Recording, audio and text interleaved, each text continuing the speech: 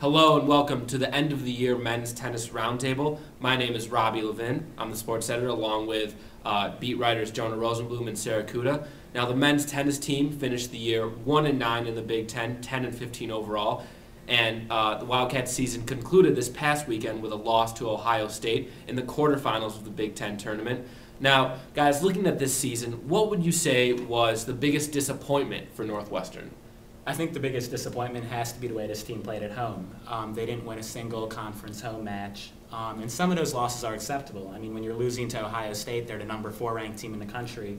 That's a loss you can forgive. But when you're losing to teams like Purdue, or when you're losing to teams like Penn State, Purdue was unranked, Penn State was ranked somewhere in the 60s. Those are games you have to win, and if you want to contend for the NCAA tournament, you can't have those types of results at home.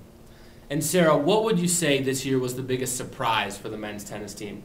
I definitely think that the skill of our freshman class this year was a big surprise.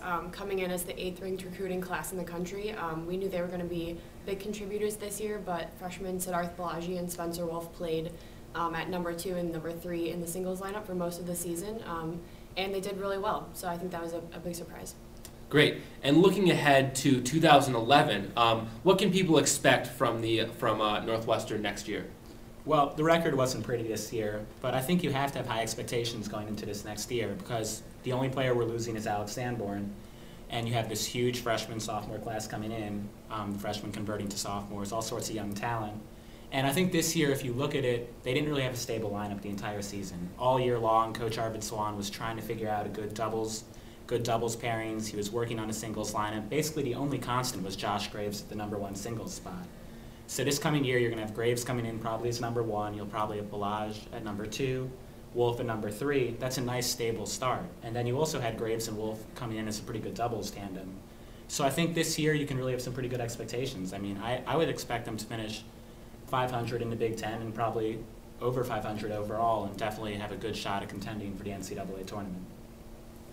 Yeah, and I think that especially since Graves has had a year at number 1 under his belt, his junior season is going to be a little bit better.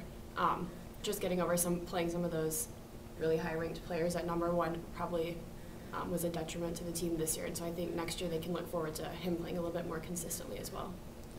Great. Well, Jonah and Sarah, thank you very much for joining me. And for more men's tennis coverage, as always, check out dailynorthwestern.com/men's tennis. For Sarah Kuda and Jonah Rosenblum, I've been Robbie Levin. Thanks for watching.